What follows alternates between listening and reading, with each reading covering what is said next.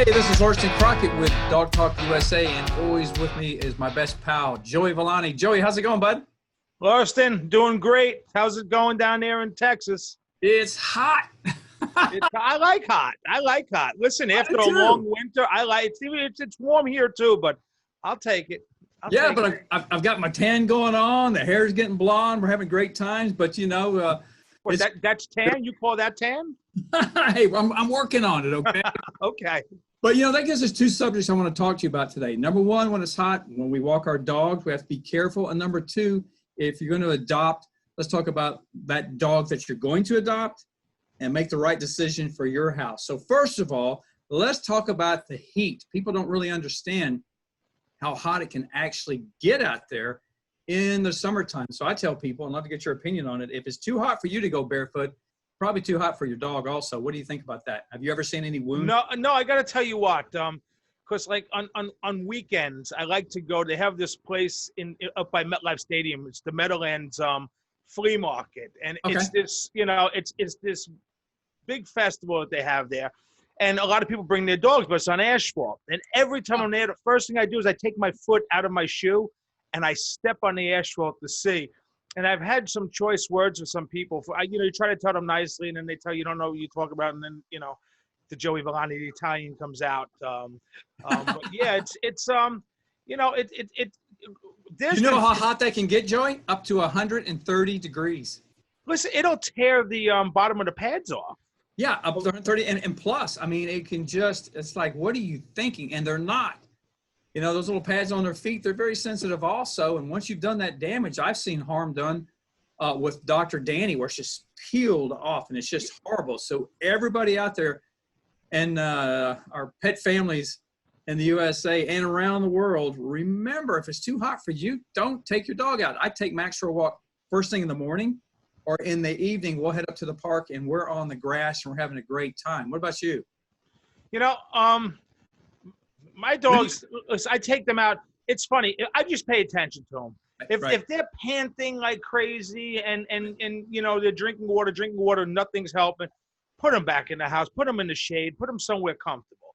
Right. I'm glad you brought that up, because a lot of people think by clipping their dogs down, we call it clip, they probably call it shave. By shaving their dogs down, it's going to keep them cool. Sure. And what they have to realize that a coat is a natural insulator, where it's going to keep them cool or keep them warm, depending on what they need. As long as it's groomed properly. I mean, if they're stacked with undercoat or matting, it doesn't work.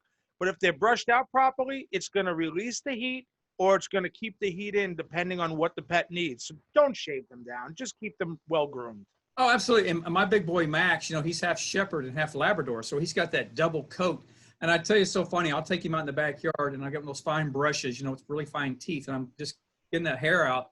And my whole backyard will be full. And 3 days later, I can go out there and do it again. I mean, it's like I got a fur carpet in my backyard on the grass. It's hilarious. You know what's funny about that? We used to have people used to come and take, when I had the grooming school, they used to ask us for the hair. Now, we'd have hefty bags full of it. They'd put it in their garden. And apparently, the dog's hair. Really? It repels rodents. So what they'll do is they'll put it in their garden. I mean, I can only imagine what it looks like, but we do that. That's crazy. So, of course, the big question everybody wants to know is, when do you walk your parrot? When do I walk my parrot? It's funny. I don't know if you can hear him. He's in the background. My parrot is with me all the time. The only time I get nervous, if I see predator birds out, because they'll attack her. But if I'm outside, the door's open, all of a sudden Gurney would come walking outside and hang out and go back in the house. And I don't know if you can hear her right now, but I have her she has a milk crate that I put cardboard in. And she chews it and chews it and chews it until the cardboard, then she'll come out and want more cardboard. So that's what she's doing right now. Does she parrot cuss you when she has to do that? She thank God that she doesn't talk, which cockatoos are talkers, but they're not the best talking birds. But it's funny because her facial expressions will actually tell me if she's angry or not. And I'm not even joking. The whole facial expression changes. Her eyes, she gets mad. You can see, she has that scour. So when you put the music on, I think I've seen her dance before too, doesn't she? She does, yeah. Yeah, she does. She gets excited. Music gets her excited. a lot of Italians talking, which is normal in my household. Hey, let's get on to our next subject, because a lot of people, I talk to them about it all the time, is what is the best dog for your family? Ooh, that's a really good family topic. there. So, a lot of people, I'm sure you see it, you've got to think about the grooming. I mean, you're the #1 groomer in America. Let's face it, I think around the world, but we're going to own the United States because this is Dog USA. But some people don't. My household, Max is 102 pounds. He's a big boy, but he fits my home.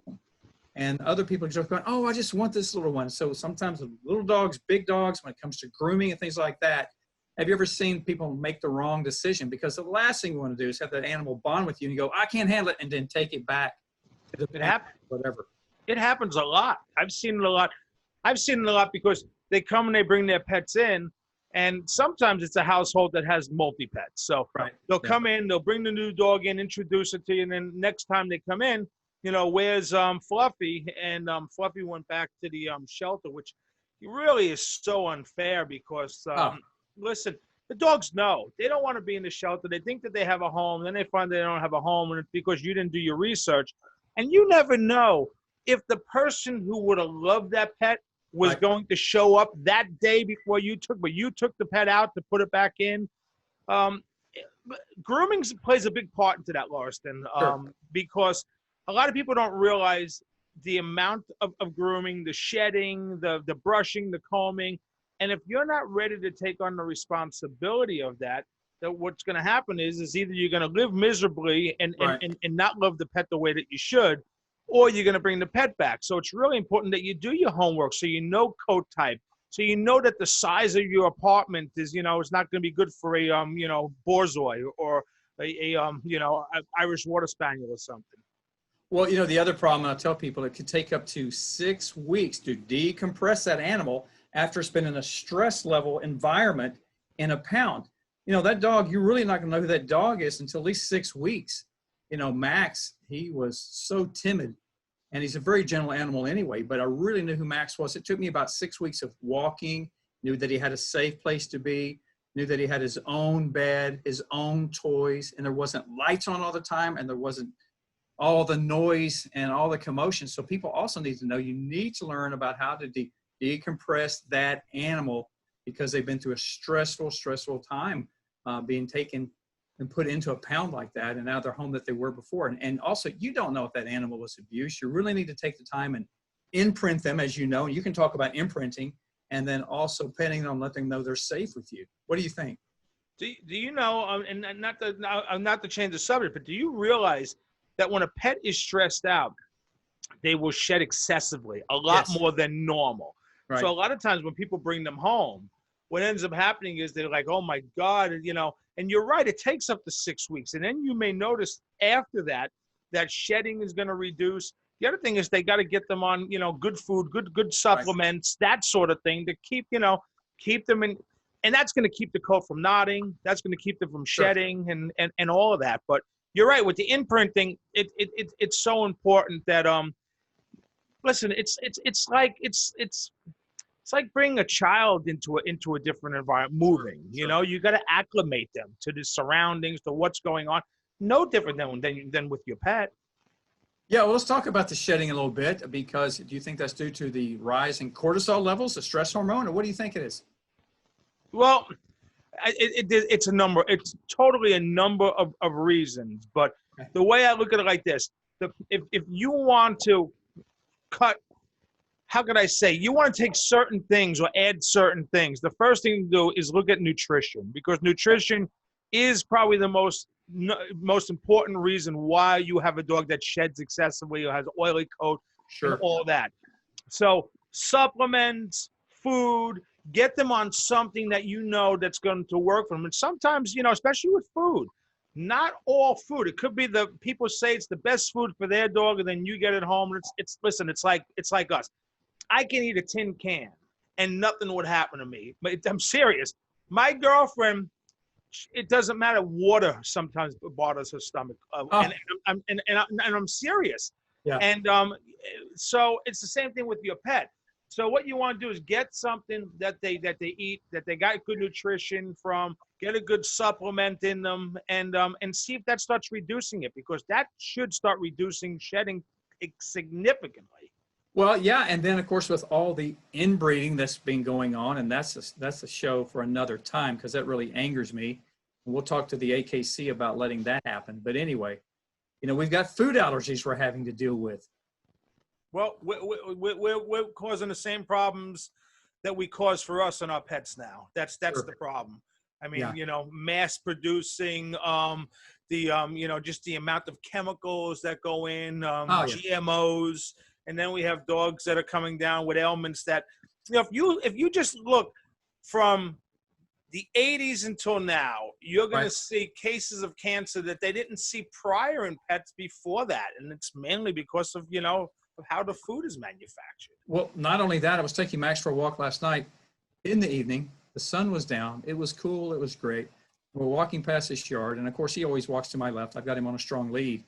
Max is, of course, hand trained anyway for hand training or signals or voice command. He's totally trained. But we're walking by the yard, and I picked up on the smell of pesticides, and it was so strong. And he went to put his nose down. I put him right back up again in a strong lead to make sure that he did not smell in that grass, because you don't know what's going on there. When I had my Springer Spaniel years ago, Samantha, we were walking down the street one day, and she was a purebred AKC, and that's why I said I have experience in this inbreeding. And all she did was sniff the grass and had an allergic reaction, and her lips filled up, and they were full. We had to rush to the doctor. We had to get Benadryl down and stuff like that. So you got to be careful. There's just toxins everywhere. Yeah, listen, you never know what people just think of the amount of weed spray.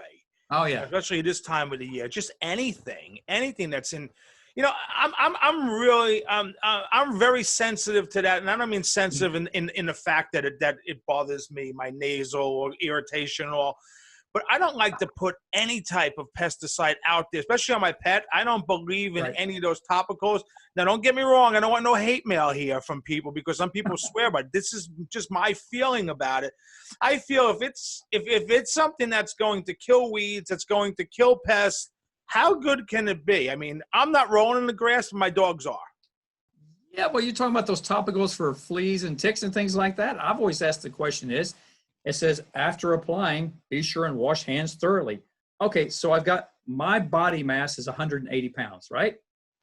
And my dog is right there. The dog's in the past from 30 to up to 100 pounds. And they're saying, go wash your hands because it's so toxic, but yet I'm going to put it on my dog?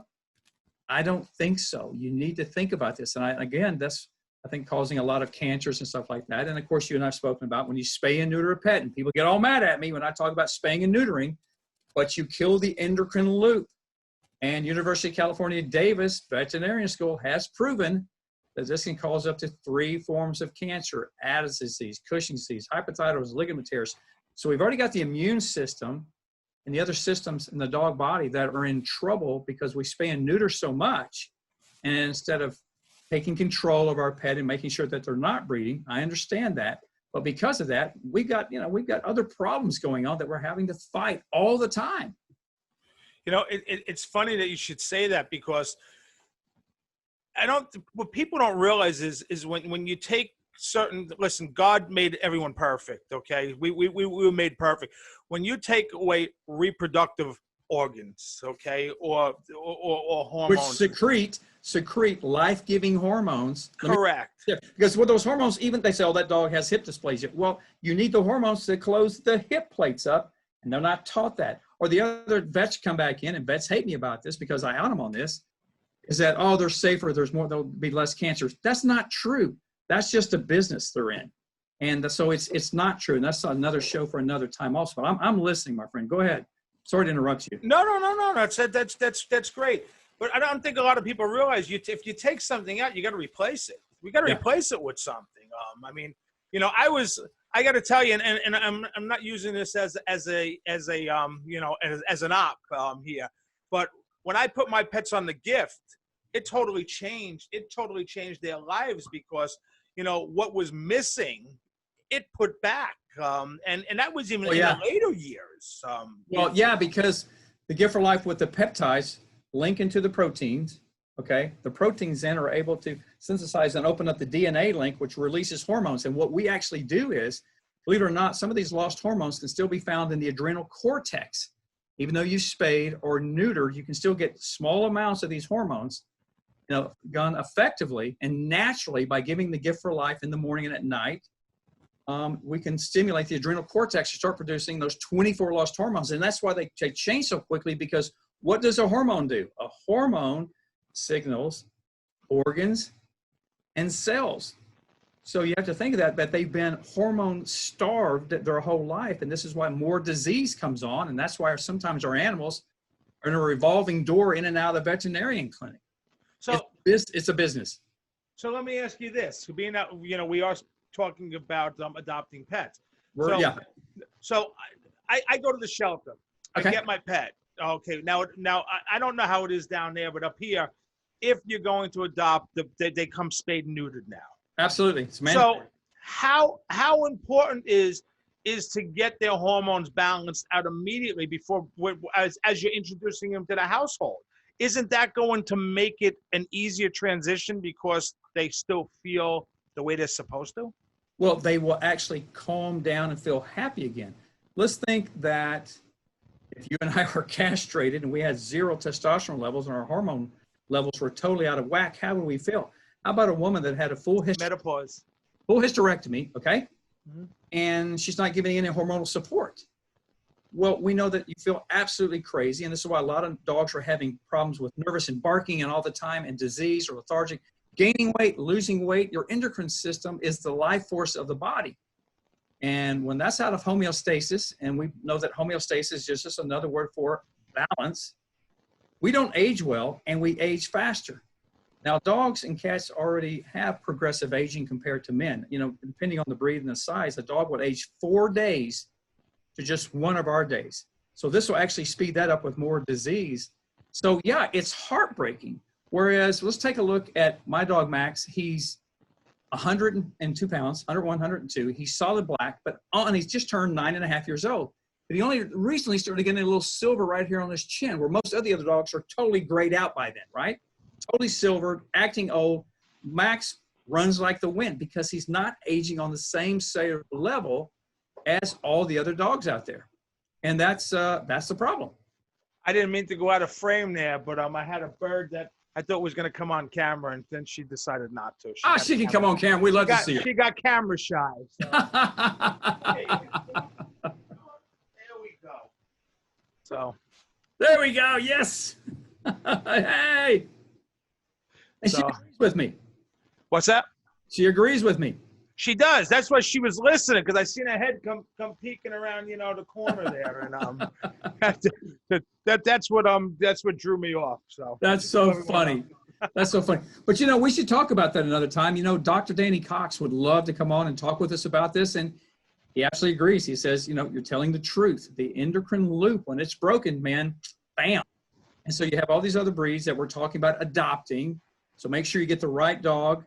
It's not too big, for your home, the right size. And then also, if you think it's maybe have a Siberian Husky in it or a Shepherd in it or something like that, I think you have that DNA, go do some research a little bit and see what you expect to get, because that DNA will still follow and they'll still have some of those same actions. Like Max, he loves, to guard the door. If you come to my house, what's behind that door you don't want any part of. You know what I mean? Yes, exactly. Well, once you come in and he knows you're a friend, and he's just going to be a big puppy with you and stuff. So, hey, my friend, look, we're out of time. I can't believe that went quick. And we talked about so many things. I think we're going to have to loop back around again and talk about some of these subjects next time. So, there's subjects that are so important, and you can talk about them on and on and on again. So. Right. And so if anybody's out there and you have any questions for Joey, we'll make sure we'll have his information right there. And you can follow us pretty soon right now on Facebook, on The Gift for Life, or also on Dog Talk. You can find us on there, The Dog Talk. And if you have any questions for me, reach out to me anytime. We're always here for you. So listen, guys, we're probably going to see you next week. So Joey, it is always a pleasure, my friend. You too. It's a pleasure. It's a pleasure as well. And you know what? Stay cool down in Texas, and I'll see you next week. All right, you guys. Hey, everybody. I'm here with Joey Villani, and this is Lauriston Crockett with Dog Talk USA. We love you guys. We'll see you again soon.